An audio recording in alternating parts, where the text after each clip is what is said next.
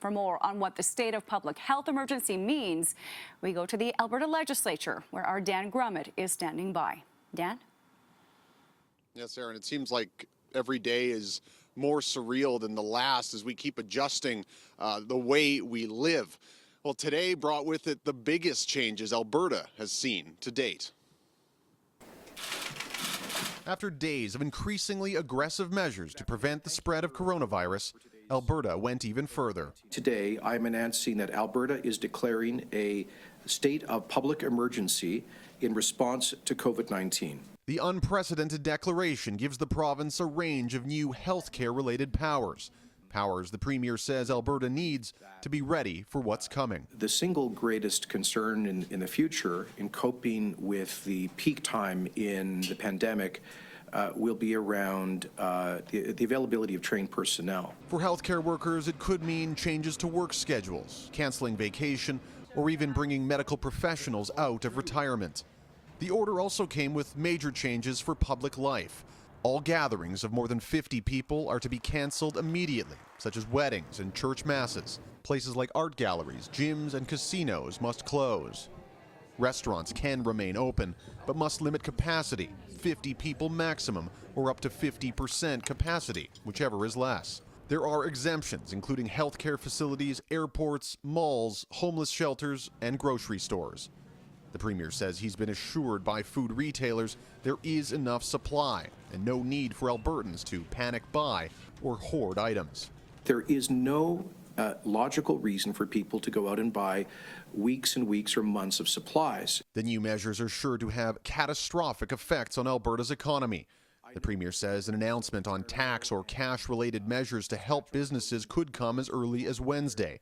For now, this is about supporting the healthcare system, being hit with new COVID cases daily.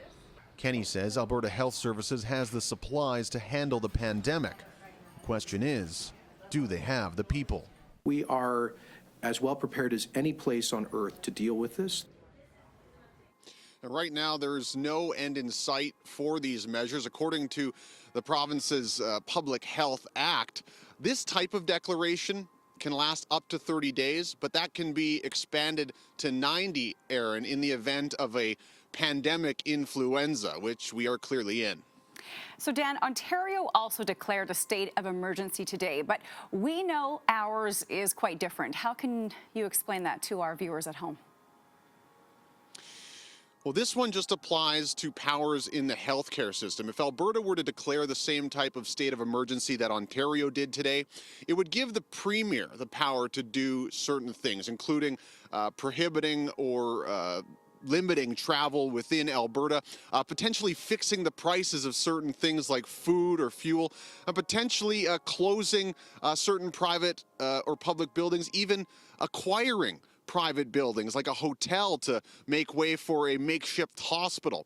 The Premier was asked about the possibility of using this type of declaration today. He says they're not there yet, but if the COVID-19 situation goes, in his words, the wrong way on us, it's something the province would consider. Okay, our Dan Grummett reporting live for us tonight from the legislature. Thank you. Contribution to the COVID kitchen party. Herbie McLeod. Wicked. All right. Described as a kind, adventurous, and bright spirit, 17-year-old Emily Tuck tried to brighten the lives of Nova Scotians in isolation with her fiddle. It turned out to be one of her last performances. I'm just trying to breathe. Emily Tuck, her father Aaron Tuck, and her mother Jolene Oliver were all killed in their home on an acreage in Portapique, victims of the worst mass shooting in Canadian history. Oliver's family lives in Red Deer, including older sister Tammy. And I just wish I had more time, if I knew. I wish I just had more of those conversations. We're sitting at home like y'all should be. Lately, the family had been doing what health officials recommended and encouraged others to do the same. The blaze is home! Relatives say the three were neighbors of the shooter, but that they don't know any more than that. People don't always see eye to eye, but that's no reason to commit this kind of act. With so many family and friends in Alberta, Jolene's sister is trying to figure out the logistics of multiple funerals amid the COVID-19 restrictions. A GoFundMe page to help pay for funeral expenses has exceeded $30,000. I really feel the love for my sister and her family and everybody else who has been lost. The sun was setting. On the COVID Kitchen Party Facebook group, where Emily played her waltz, Canadians are posting their own musical tributes, Daddy's gone to heaven. honoring the lives cut off in mid-song. Dan Grummett, CTV News, Edmonton. There's some fiddle for you.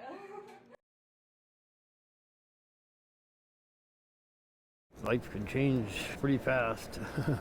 Marked for surgery, Derek Lamorris still doesn't know exactly what he's going to lose.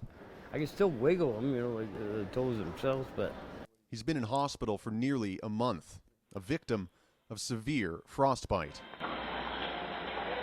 so much pain. It is what it is. On January 11th, Lamorris was running an errand for a friend near Fort Assiniboine. His vehicle became stuck on a hilly, rural road.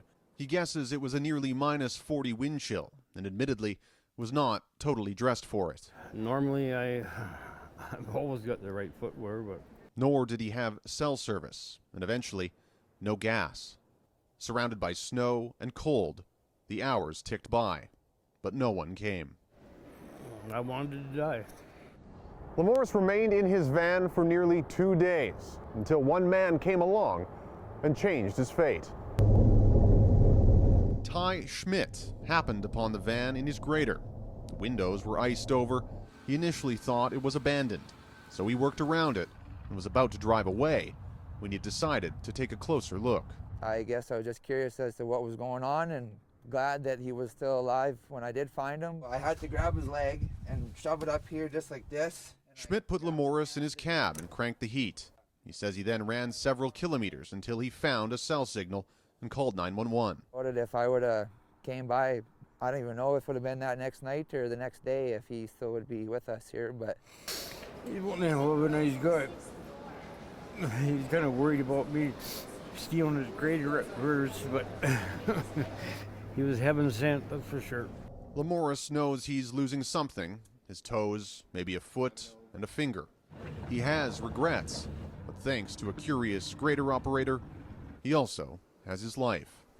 As long as I can still go fishing, I'll be okay. Dan Grummett, CTV News, Edmonton.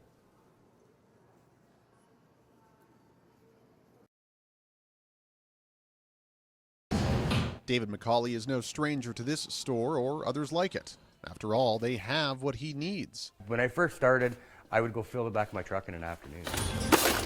Today, he doesn't need a truck full, just a measly 400 forks, in order to finish his most ambitious project yet.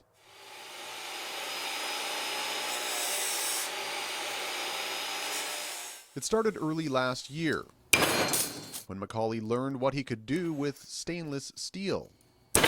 You learn so much working with it, and how you can bend it, how you can twist it without heat, and I don't use any heat. After a few smaller designs, he set his sights on something bigger, thus the frequent trips to Goodwill. You're doing the grizzly bear? Yes. They called it the grizzly. It's a polar bear, actually. It was just something that came to me that I needed to make. McCauley got the head started last spring, using a cup for the nose, but then life tossed a spoon in his spokes. His home south of Edmonton burnt to the ground. And since the house fire, I just kicked it to the side. And so the bear skeleton sat, as did the excess cutlery, until McCauley realized what was missing. And I mean, I've had numerous business ventures over the years, and it's just felt like it was time for a change.